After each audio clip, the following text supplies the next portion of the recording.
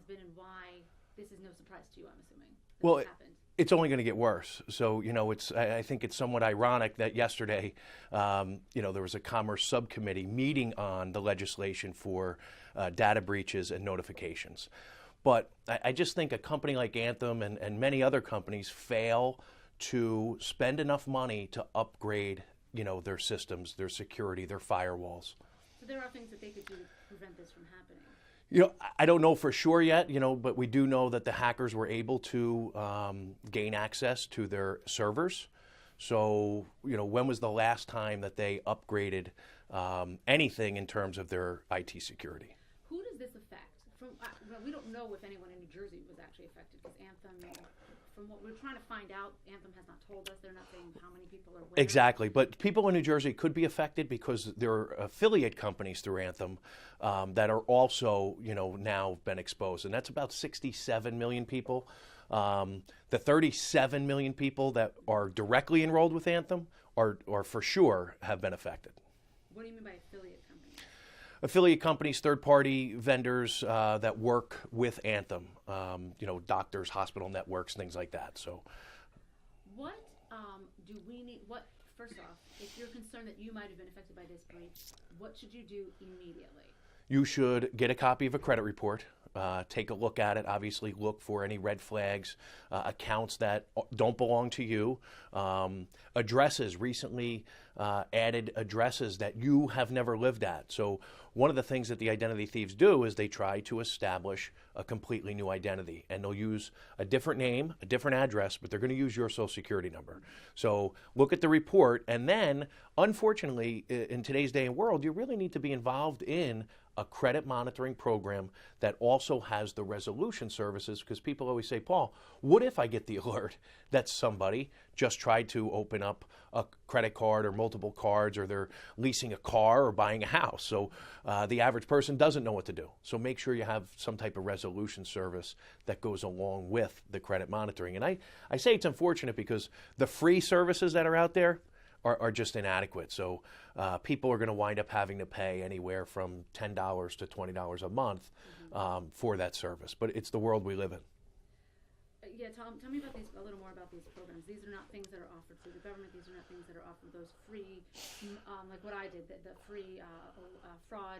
The fraud alert, so if you know you've been affected, you might want to even go take it a step further and put a security freeze on your credit reports. And that means that no one, including you, would be able to gain access to your credit reports without first providing a PIN or a password. The fraud alert just says to creditors who are pulling your reports, go an extra step in terms of verifying that the person is who they say they are. How would a credit report help me? Even if someone stole my information yesterday, could they have, with the credit report? So that's where the monitoring comes in. The credit report is a snapshot in real time, and it might not help you if this is something that hasn't been reported yet. So that's where credit monitoring comes in. Once you provide the company with your information, if it's used in any way that's not consistent, you should get an alert via email or text. Tell me more about these. Who does these monitoring programs that you would have to, I guess, pay for? Well, the shameless plug would be Better Qualified, certainly provides free credit reports along with a monitoring service that really is, ours is only like $6.95 a month. So again, anywhere from $7, $8. Some of the higher ones, like there's a LifeLock, most of the people know because they do so much marketing. But they're on the upper side, $20, lots of bells and whistles that I don't think you really need. You need to be alerted, and you need to have the resolution service. Someone that's going to help you. If someone's opened up the reports, what do I do? Well, you need to file a police report, and you need to contact the creditors. And, the average person spends about 2 years trying to undo what the identity thieves have done. And is this what happened here, this breach? Do you think the company's doing enough to help? Do you think? No, I think one of the things that I try and champion, and the things that we talk about, are all of the companies thus far, in my opinion, have fallen short in notifying the clients, customers on time, and then don't just provide a one bureau credit report. There's 3 bureaus, and so for that very reason, they need a 3 bureau credit monitoring solution and service. And how about letting them know they stole your email, Marcy? So be on the lookout for phishing emails that look like they're going to come from Anthem. And we know from Target and Neiman Marcus and Chase that the identity thieves emailed their clients, and people gave even more of their personal information because they weren't made aware that these phishing emails are going to come. They have your phone number. So be on the lookout for phone calls. How you doing? This is Paul Oster from Anthem. Listen, we're just checking on our customers to make sure you're okay. Can you please verify with us your social security number, bank account information? It goes on and on. And people are in panic mode. Maybe they're rushing to work. They got a kid crying. And all of a sudden they give this information. And then it really becomes a bad situation.